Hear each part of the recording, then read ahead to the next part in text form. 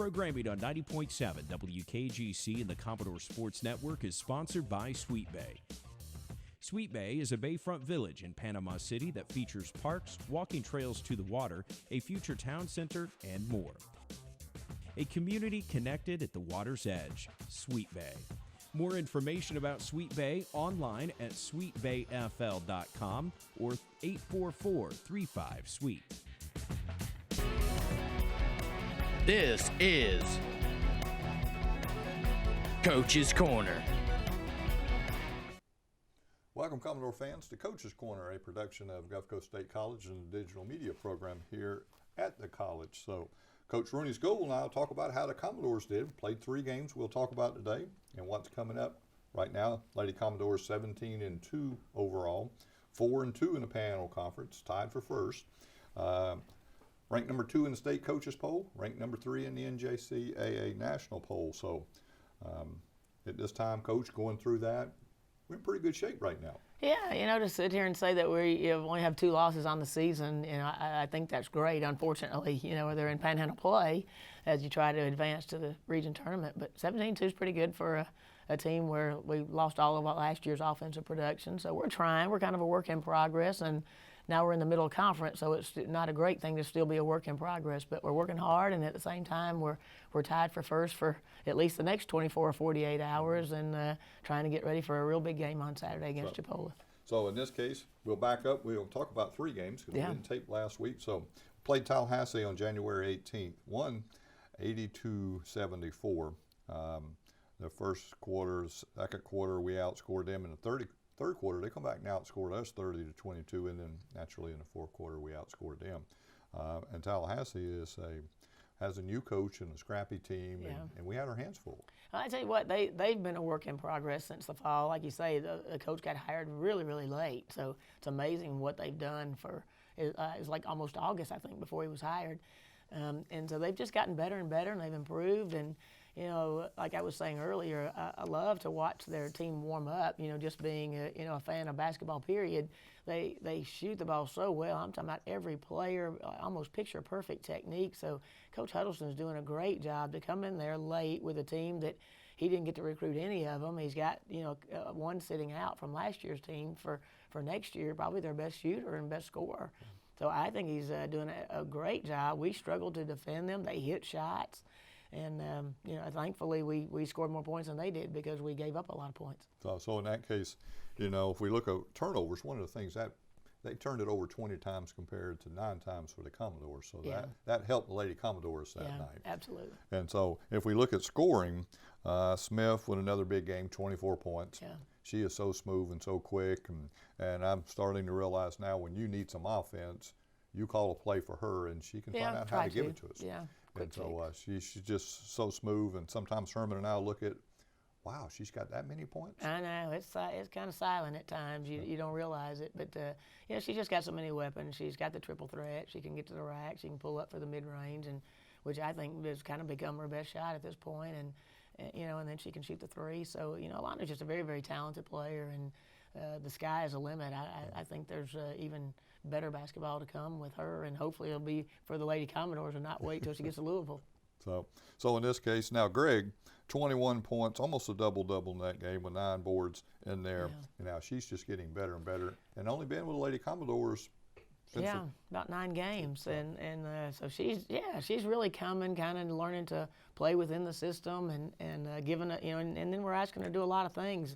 It'd be great if she could just play one position, but we're kind of having to ask her to play 3 different positions because of all of our injuries and jumbled lineups. So, sometimes that keeps a player confused when they have to play so many roles. But I think she's doing a pretty good job at giving us that diversity and stepping up to the plate, whatever we ask her to do. So now, I want to talk about Slade a little bit. 15 points. She's knocking the long ball down, but I went in there the other day, and she was on the gun by herself shooting the long ball and working on that. And she's really improved. Yeah, she definitely is shooting the ball way better in conference play than in the fall. Kind of struggled. Percentage was down. But like I told Savannah, be glad that I'm not a big stat person, because if you looked at your stats, we probably wouldn't let you shoot anymore. But she's done well, had a great game that night, and she's had some nights where if she didn't hit those 3s from the top of the key, we would be in trouble, and that was one of them, and we'll talk about the next game here pretty quick. But the Northwest was the same thing. Same thing there. Now, Farsi's playing hurt. Yeah. You know, so but still trying to run that point for you, and you're having to move some folks around there. What kind of effects that having? Yeah, having some jumbled lineup, and you know, we have survived it. About all I can say. And we didn't survive it at Pensacola, so she's just played limited minutes here the last 3 games, and you know, if we can't get her well, it may be a factor down the stretch because she's so strong in the offensive end and pushing the ball up the floor, and you know, but next woman up, and Shara Simmons is just gonna have to get it done for us, and she has. So we'll talk a little bit more about her as we move into the next couple of games. Next couple of games in there. So Lady Commodores shot excellent from the free throw line. 86%, 19 of 22, 7 of 24 from the three-point line. Struggled a little bit, but 47.5% from the floor is not a bad shooting night. Yeah, you know, we're pretty efficient, you know, from field goal percentage. You're in the high 40s or 45, and that's a pretty good night. And if you can get close to 40 on a three-point shooting, that's an even better night. So we've had some pretty good percentages in games, and obviously to get 82 points against a very good team, you know, that's a great offensive night. So now we traveled over to Pensacola, and on January 22nd, come up short, 77-73. Won the first quarter, second quarter. They won the third quarter. We won the fourth quarter. Yeah. But, and you know, we had even in that game, we had a couple of attempts to either win that game or put us in overtime right at the last. Yeah, kind of looked like the Chipola game. So, you know, a little bit different that we didn't defend. We didn't come with any energy. That was just a game that you wish you could just erase completely because there really was no energy when we arrived at the gym. It's a real cold gym. We tried, you know, we warned them ahead of time. It's either going to be comfortable or it's going to be real cold. And that night it was real cold. But we just didn't come with any energy. We didn't play. We didn't communicate. That was probably our worst night of communication on team defense. There wasn't much defense, obviously, giving up 77 points. And so there just wasn't a lot of unity there with communication, and it's crucial. And they shot the ball well. You know, they shot threes. They hit a lot of threes, and we couldn't cover up. When we showed help side, they'd kick to the corners, and they hit those threes. So, you know, hats off to Pensacola. They hit some big shots, and they beat us. And, you know, I hope that doesn't come out to be a tough loss for us at the end of the season. But, you know, we learned from it. We came back, and you know, we'll talk about Northwest. And so a good thing that we did come back from the loss and get ready and then carry it on. So in that case, you talked about their threes. They shot 43.5% from behind the line. Yeah. They turned the Lady Commodores over 22 times, which is very uncharacteristic of the Lady Doors. Has been of this particular team. We've had some other teams that could do that pretty good, but this team has handled the ball pretty well throughout the season. You're probably averaging 12 or 13 turnovers a game, and you know, so to be up there around 2022, and we only really lost by 2. We had to foul at the end, and like you said, we had a layup that we missed again, just like Chipola. We had an out of bounds play that we missed, just like it was just like I felt like I was back at Chipola.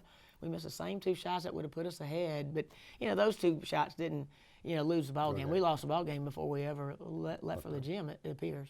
So, so in that case, Smith with 14 points, Greg with 21 though. Yeah, but Alana being 10 points off her average, you know, that's the ball game. Really showed up in a hurry. So, and then for them, Neal and Burnett combined for 47 points. Yeah, and they had 3 kids in double figures at halftime. That shows you how poor our defense was that night. That's kind of unheard of to give up that many points in a half to 3 different players that you know don't cover up. You know, once somebody gets hit, and you learn who they are and you cover up, and we just didn't do that. So like you said, we then played Northwest Florida this past Saturday. Us in Northwest, it's always a battle. Yeah, absolutely. And 2 great teams going after it. It looked kind of like a heavyweight fight because it was a physical game. Yeah, definitely. The physicality was definitely different in that game than the previous Pensacola game. You know, but I thought both teams handled it well. You can get real frustrated out there when you feel like you get fouled or you have to adjust how you play or cut or shoot, and sometimes kids get real frustrated. But I thought emotionally they handled that pretty well, and you know, we just kind of battled and hung in there, didn't get upset by it, and you know, came out with a win. It wasn't a great offensive night for either team when you're 59-54, but I thought it was great defense by both teams. And so in that case, you know, we won the first quarter by 6, fortunately. We were 15-15 in the second quarter, tied that. They won the third quarter by 1, and then we were tied 13-13 in the fourth quarter. So that explains how back and forth that part of it was for the Lady Doors. Smith again with 20 points for the night, and did a good job. Slade with 8 points. Yeah. And some of those. Those were key. Those shots up top that kind of clear out the lane, and her hitting those in transition, and she got a little relief because they're covering up Alana pretty good, and Naomi, and so for Savannah to hit those open shots, it was real key in that game, I thought. And so in that case, and you talk about Simmons coming in, she picked up 5. Farsi had 2. So for your point guards given score 7 points tonight, that's not a bad night. Yeah, and Rashard Simmons really guarded, and she's verbal. That's a strength of hers. She's a lot more verbal than Leah with the team. So I thought Shara in that position that, there was a lot on the line that night. We could have kind of shot ourselves in the foot if we lost that game too. And, now by winning, and then, thank goodness for Tallahassee that they got Chipola that were tied for first. So, we're still in the mix. At least it makes it exciting that 6 games left. There's still this big race, and it's really not, it could be anybody. Pensacola can sneak back in there too and be in the race. So this thing is, paying out to play is always exciting. So on that night now, we did shoot well, 46.7% right. behind the three. Right. So in other words, 42% from the floor. Now, struggle from the free throw line. We were down to 44.4% from the free throw line. Yeah, missed 10 free throws, and that's that's been it seemed like a pattern. One night we're great, the next night. So that usually if a team's a poor free throw shooting team, they're poor all year. So this inconsistency is just an indicator of lack of focus at times, inconsistent focus. So we just have to get better at that. So now, Lady Commodores will be off Wednesday.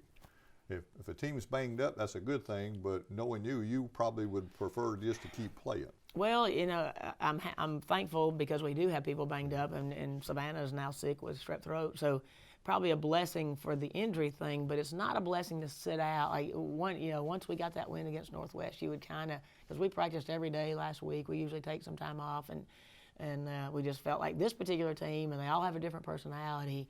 Consistent structure seems to be a better answer. So I kind of wish we were playing Wednesday with a healthy team.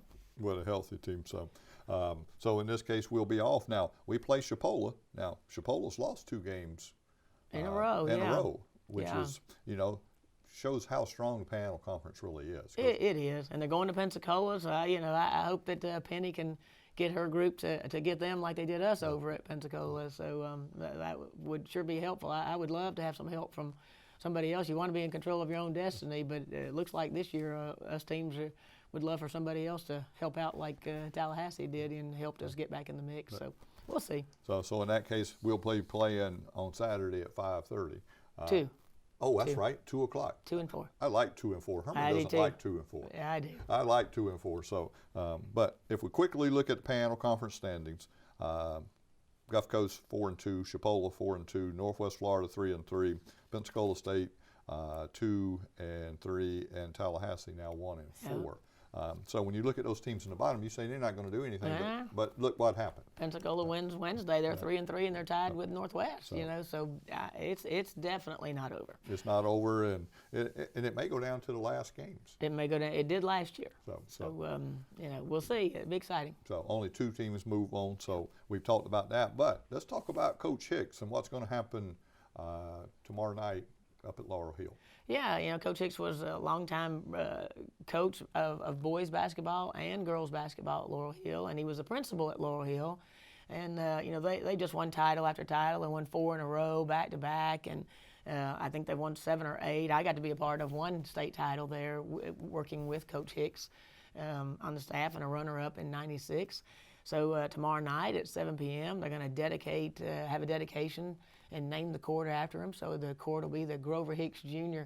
Court, and so really excited for him. That is long overdue. I don't think people realize what Coach Hicks has given to the game of basketball and given to both Bay County and both Okaloosa County and the Laurel Hill community, as a coach and a principal, and so excited that somebody is finally recognizing, because when he was a principal, he couldn't be titled the coach, but yet involved in all those championships. So I think, for me, Coach Hicks is right up there with Pat Summit and Gino, but because of the situations, he never got to get the credit.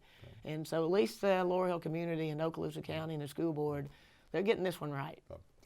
So we're For Coach Rooney Scovel, I'm James BAXLEY. We will be right back, Commodore fans, to talk about how the men did and on the Commodore Sports Network. Programming on 90.7 WKGC and the Commodore Sports Network is sponsored by SWEETBAY. SWEETBAY is a bayfront village in Panama City that features parks, walking trails to the water, a future town center, and more. A community connected at the water's edge, SWEETBAY. More information about SWEETBAY online at sweetbayfl.com or 844-35-SWEET. Welcome back, Commodore fans, to Coach's Corner. Coach Scott Jackson and I will be talking about Commodore basketball, and in a little bit we'll explain why Coach Gaffney's not here. So Commodores 18-4 overall, 5-1 in the panel conference, in first place at this time. Yes, sir. Ranked number 4 in the state coaches poll and receiving votes in the NJCAA national poll. And those polls will be updated tomorrow, so we will assume there'll be some adjustments based upon how the Commodores are playing. So, Coach, you're here. Coach Gaffney, after the Tallahassee game, had a heart attack. You want to give us an update on how Coach is doing and how things are going? Yeah, he's doing well. He actually has met with the team a few different times, has been in the office a little bit. He did have a procedure scheduled for today. So this morning he's going through a procedure to kind of a final procedure, I guess you would say. And they're telling him that it's probably going to be about a week recovery. You know, that's the time frame that they're giving him right now. So obviously we're all thinking about him, but you know, he's been in good spirits and basically has said, you know, I'll be back. You know, you guys keep it going, and we'll go from there. So.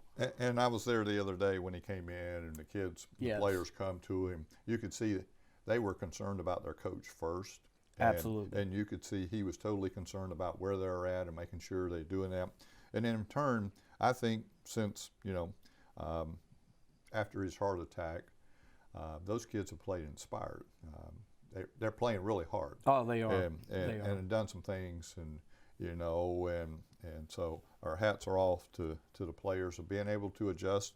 The coaching staff has to make adjustments, and our thoughts and prayers are with Coach Gaffney. Absolutely. So we pray for a speedy recovery, but in this case, you're the man calling the shots right now, or at least the timeout. So, yes. So in this case, we're going to we'll back up and talk about the Tallahassee game. Coach Gaffney was here for this game. Afterwards is when he started feeling bad. That's right. And had the heart attack. Commodores won 75-73. We won both halves. Naturally, 30-31 the first half, and then 44-43 the second half. So the Commodores come out with a win. At that time, Tallahassee was unbeaten. That's right. They were number 10 in the nation at the time, and undefeated in conference, 3-0.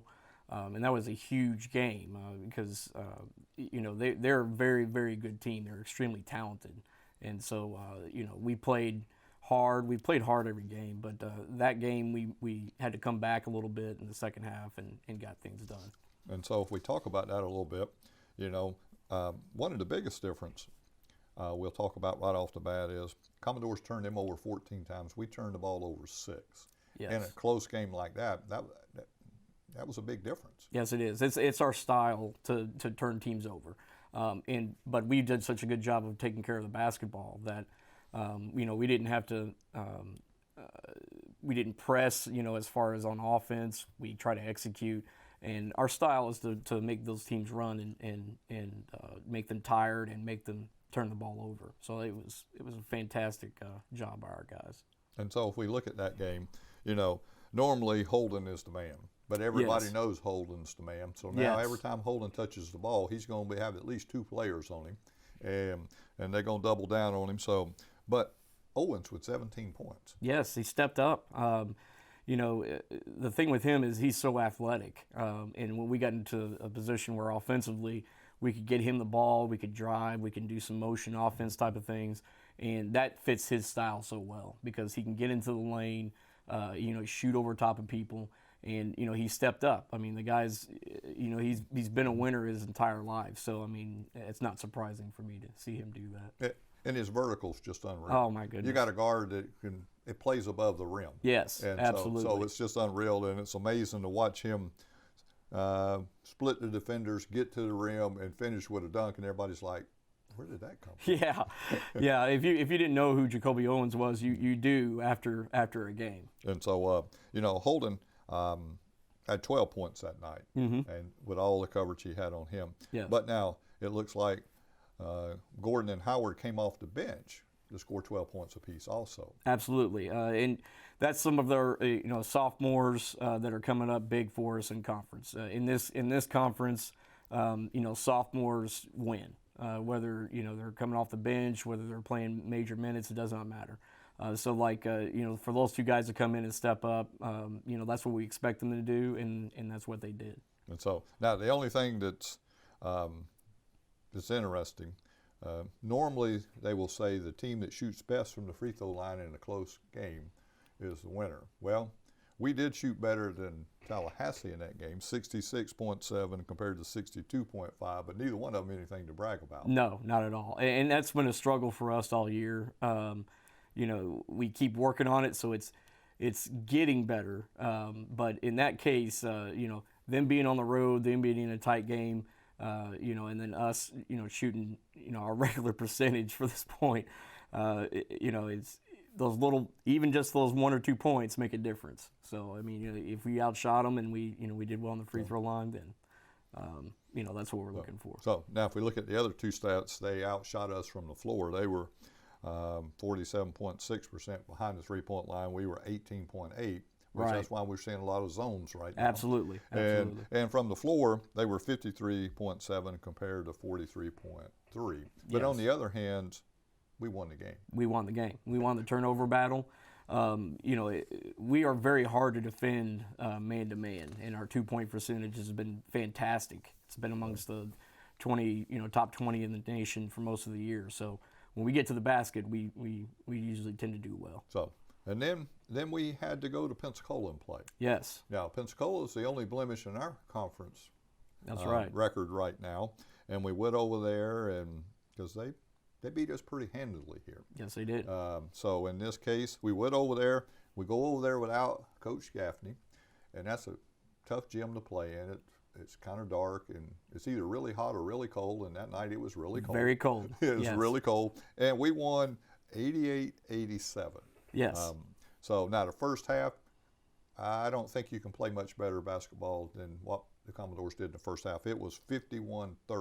Yes, and we just we came out, and like we said, I mean, Coach Gaffney wasn't there. They had beat us before. There really wasn't any pep talks needed. Those guys just went out there and made it happen. So in that case, in the second half, fortunately, we were up by 20 at half because they come back and outscored us 56-37. Yes.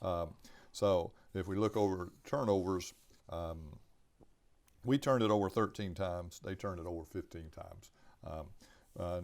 On the road, that's kind of what you expect. Mm-hmm. But now we talk about scoring.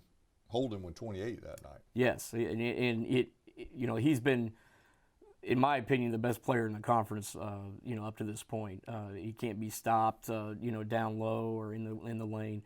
Came up big for us again.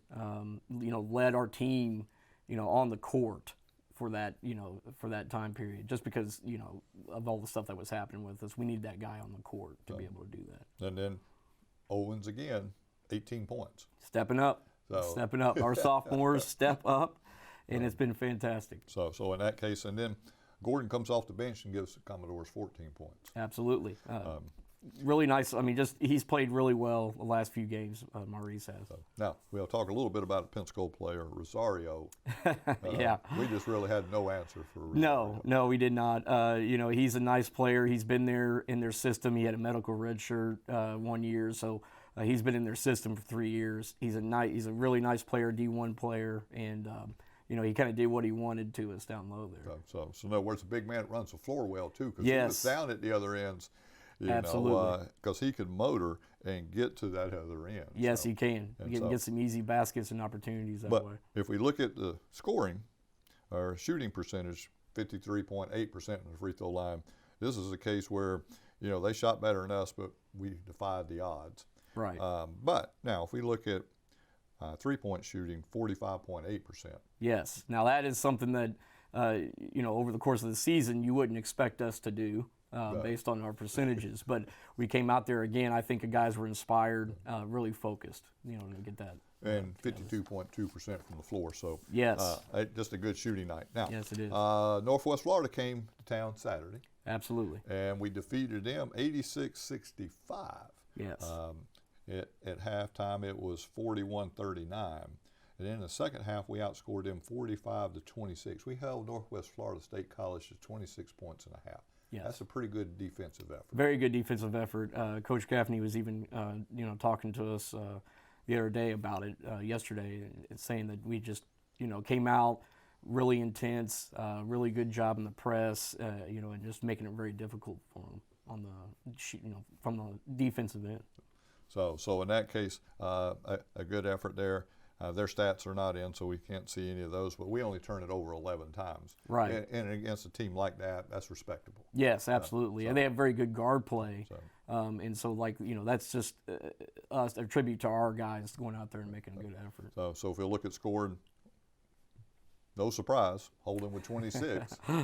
Right. So with everything going on, and Owens with 16 points, and then Cook with 13 points for them. He's one that's been very impressive to me. I mean, being a freshman, having KK Godwin out, and we, it's the next man up, cliche. Right. He's been out there and done a fantastic job in KK's place.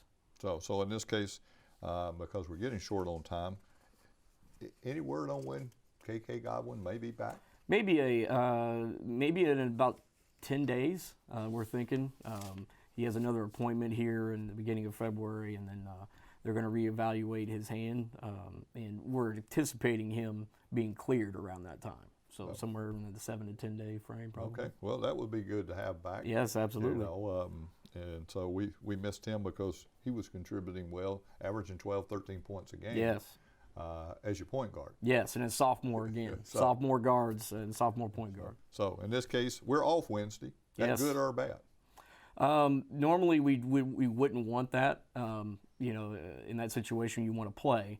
But I think, again, you have Coach Gaffney out, you have KK out, so that's them not missing a game. And so I think that's really important for us. We're not really banged up, but you normally would want to play in that situation. But I think in this, it's pretty It's a good thing. Yeah. Now, we have Chipola comes to town. We'll play at 4 o'clock on Saturday. Yes. And us and Chipola's always a war. Yes, it is. It's always, and they're extremely talented, and they're playing really well right now, making a run in the conference. And so that's going to be a game that, standing room only probably. So that's the thing there. So that will be a great game. Let's quickly look at the conference standings. Gulf Coast 5-1, Tallahassee 3-2, Pensacola State 3-2, and Chipola 3-3, and Northwest Florida State College 0-6 right now. 0-6. They're a good team. It's just the rest of the league is just incredible again, and that's how Panhandle play is. So. Yeah, and that's the way it is. And there's usually not a lot of difference in there. Takes 8 games, maybe 9 to lock you into the state tournament. Yeah, probably. We're looking at I think everybody's kind of looking at 8 games and maybe 9 to win the conference. So it's going to be critical for us to keep it going as we go. And so the way it looks, we'll be without Godwin and Coach Gaffney. Yes. Saturday. So come out and support the Commodores, and it'll be a whale of a game. So for Coach Scott Jackson, I'm James BAXLEY. Thanks for watching, Commodore fans, and we'll see you next time on the Commodore Sports Network. This has been Coach's Corner with your host, James BAXLEY.